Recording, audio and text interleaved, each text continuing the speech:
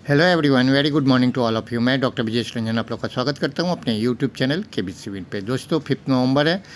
इस वीडियो में हम लोग डिस्कस करने वाले हैं कुछ आज के और कुछ कल के, क्योंकि कल मैंने वीडियो नहीं बनाया था, बाहर था, नहीं बना पाया, मौका नहीं लगा। तो दोनों दिन का वीडियो क्वेश्चंस कवर करेंगे, करंट अफेयर्स के साथ में कुछ स्टैटिक जीके के क्वेश्चंस भी देखेंगे।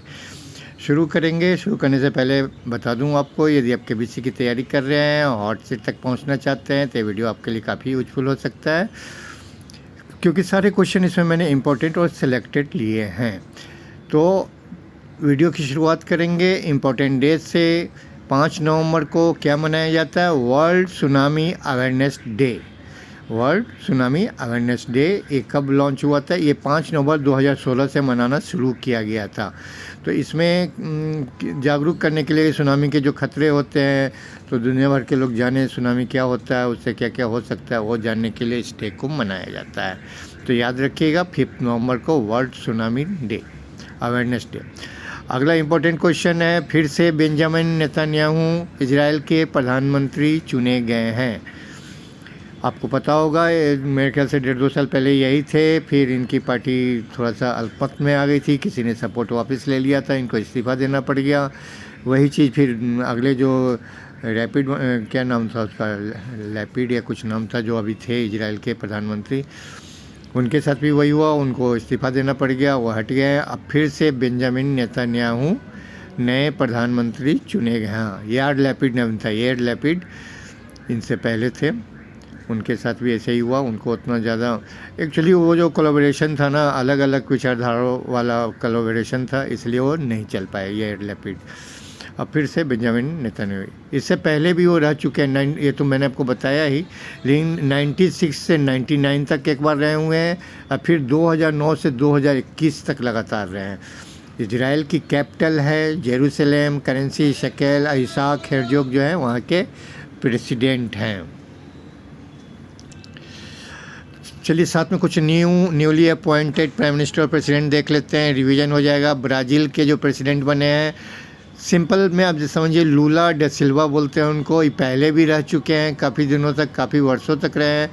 2011 तक थे पहले, और इन्होंने हराया है जो अभी वहाँ के थे बोल्सोनारो, उसको हराया। क्योंकि अच्छा, इस एक इंटरेस्टिंग चीज़ बता रहा हूँ, जिनको हराया है ना, उसके पक्ष में डोनाल्ड ट्रंप ने प्रचार किया था, इसलिए उसको ट्रॉपिकल ट्रंप भी बोलते हैं बोल्सोनारो को। लेकिन अब वो हार चुके हैं और फिर से लूला डी सिल्वा प्राइम मिनिस्टर प्रेसिडेंट बन चुके हैं ब्राज़ील के। काफ़ी पॉपुलर हैं ब्राज़ील में लूला डी सिल्वा। किसी ज़माने में जूता पॉलिश और इस तरह लेबर, मतलब बहुत लेफ्टिस्ट हैं, उस तरह से काम करके ऊपर तक आए हैं। Prime minister of Sweden Ulf Kristersson नए बने हैं। प्रेसिडेंट ऑफ इराक कौन बना है? Abdul Latif Rashid. PM of United Kingdom Rishi Sunak. Austria के प्रेसिडेंट बने हैं Van der Bellen, Alexander Van der Bellen, इनका सेकेंड टर्म है। और prime minister of Saudi Arabia Mohammed bin Salem. Revision कर लिया, इससे बार बार रिवीजन करने से याद रहता है। किस देश ने सबसे लंबी यात्री ट्रेन चलाकर विश्व रिकॉर्ड बनाया है? सबसे लंबी पैसेंजर ट्रेन इसने स्विट्ज़रलैंड ने चलाया है। 1910 मीटर लंबी इस ट्रेन में कुल 4550 सीट वाले 100 कोच हैं, 100 कोच है। 1910 मीटर लंबी है, सीट है 4550, और इसने कवर किया है 25 किलोमीटर की यात्रा from Preda to Alvaneu in less than 45 minutes. तो अब याद रखिएगा, ये सबसे लंबी पैसेंजर ट्रेन है। स्विट्ज़रलैंड की कैपिटल है बर्न, स्विस फ्रैंक इसका करेंसी है। प्रेसिडेंट है इग्नाजियो कैसिस। अगला क्वेश्चन है, Hyderabad based Mega Engineering and Infrastructure Limited MEIL has backed a project to build which country's first green field oil refinery.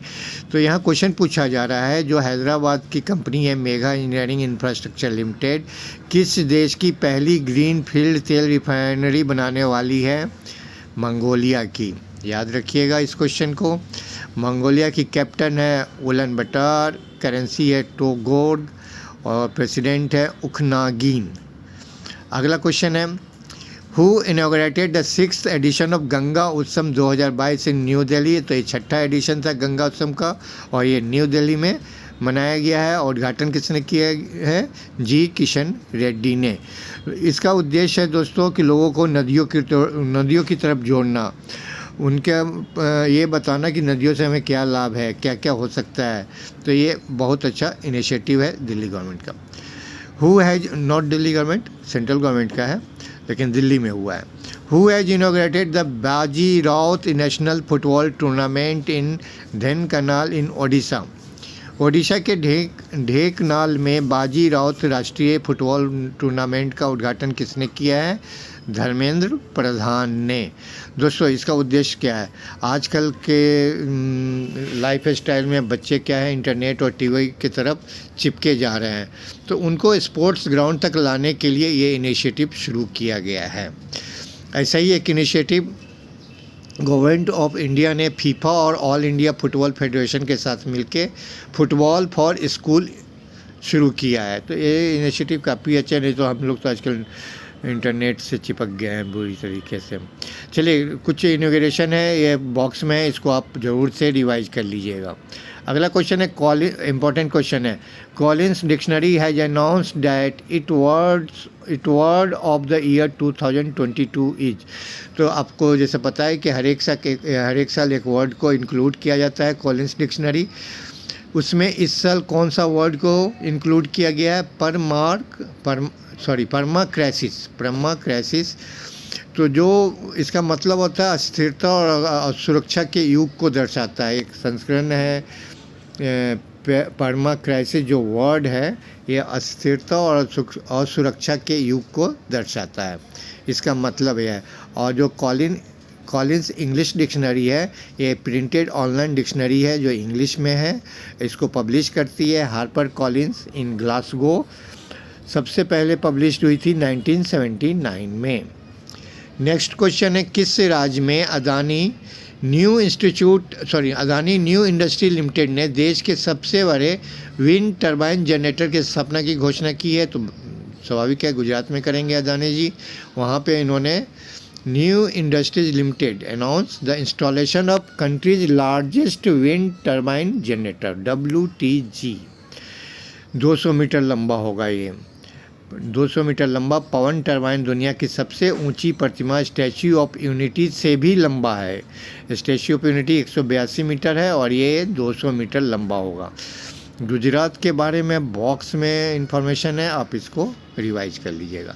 अगला question है, which state government has launch the CM dashboard to access the real time data of all departments and decision taken on major scheme. अच्छा है, यदि ये सही तरह से use हो तो बहुत अच्छा इनिशिएटिव है। इसमें क्या होगा, एक डैशबोर्ड बनाया गया है जिसमें हरियाणा के हर एक panchayat level, block level, district level और स्टेट लेवल पे जितने भी डिसीजन गवर्नमेंट के द्वारा लिए जाएंगे सब रियल टाइम अपडेट होंगे वहाँ पे।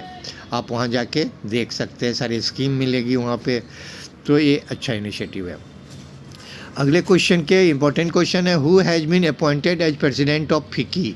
फिक्की के अध्यक्ष के रूप में किसे नियुक्त किया गया है? तो ए शुभ्रकांत पांडा को नियुक्त किया गया है।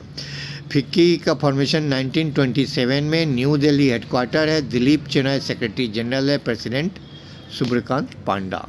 कुछ रिसेंट अपॉइंटमेंट्स हैं, ये आप पॉज करके देख लीजिए वीडियो को। अगला क्वेश्चन कल भी अगला क्वेश्चन चलिए केरला से संबंधित है। Who has been selected for the Kerala government's prestigious Ezhuthachan Puraskar 2022। तो केरल सरकार के प्रतिष्ठित एजुथाचन पुरस्कार 2022 के लिए किसे चुना गया है? तो ये हैं सेथु। ये एक मेरे ख्याल से जर्नलिस्ट हैं, राइटर हैं, मलयालम भाषा में लिखते हैं ये। इसके अलावा और बता दूं, जो ये इसके अलावा भी केरला गवर्नमेंट ने 3 पुरस्कार की घोषणा की है जो इस साल से मिलना शुरू हो गया है। जैसे सेंट्रल गवर्नमेंट देती है ना पद्म विभूषण, पद्म भूषण और पद्मश्री, वैसे उसी आधार पे केरला का 3 हाईएस्ट पुरस्कार की घोषणा की गई है, जिसमें है केरला ज्योति, केरला प्रभा और केरला श्री। इस तरह का है, वो भी शुरुआत किया गया है। तो ये देखिए फर्स्ट केरला ज्योति किसको मिला है, एमटी वासुदेवन नायर को। तो ये बॉक्स में है, इस बॉक्स को पढ़ लीजिएगा, ये कल का ही न्यूज है ये। अगला क्वेश्चन है who has been conferred the Chevalier de आयोडे National du Merite the knight of order of the merit by the French government. फ्रांसीसी सरकार द्वारा किसे Chevalier de l'Ordre National du Merite the knight of the order of the merit से सम्मानित किया गया है? अरुणा साईराम को। उन्हें उनकी गायन प्रतिभा, भारत पर फ्रांस संबंधों के विकास में योगदान के लिए चुना गया है। यह पुरस्कार फ्रेंच और अंतर्राष्ट्रीय कला जगत में आपके अनगिनत योगदान के लिए हमारे देश की सराहना का प्रतीक है। इसके साथ ही करंट अफेयर्स का क्वेश्चन समाप्त होता है। अब चलिए कुछ स्टैटिक जीके के इंपॉर्टेंट क्वेश्चन देखते हैं। हालांकि ये सब आपको पता होगा, रिवीजन होएगा, मज़ा भी आएगा सुनने में। पहला क्वेश्चन है प्लास्टिक सर्जरी के जनक के रूप में किसे जाना जाता है? सुश्रुत। प्लास्टिक सर्जरी के जनक या सर्जरी के जनक के रूप में भी आप बोल सकते हैं, तो ये है सुश्रुता।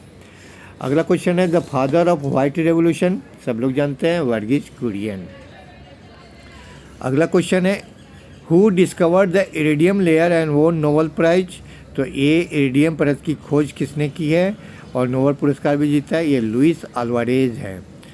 अगला क्वेश्चन है who is known as the father of neuro science. Father of neuro science बोलते हैं सैंटियागो रामने काजल को, Ramon y Cajal, Santiago Ramon y Cajal, father of neuro science. अगला क्वेश्चन है who is the founder of oceanography. समुद्र विज्ञान के जनक कौन है? Matthew Maury. Last question which scientist discovered the radio active element radium. सब लोग पता है, मैडम मैरी क्यूरी ने।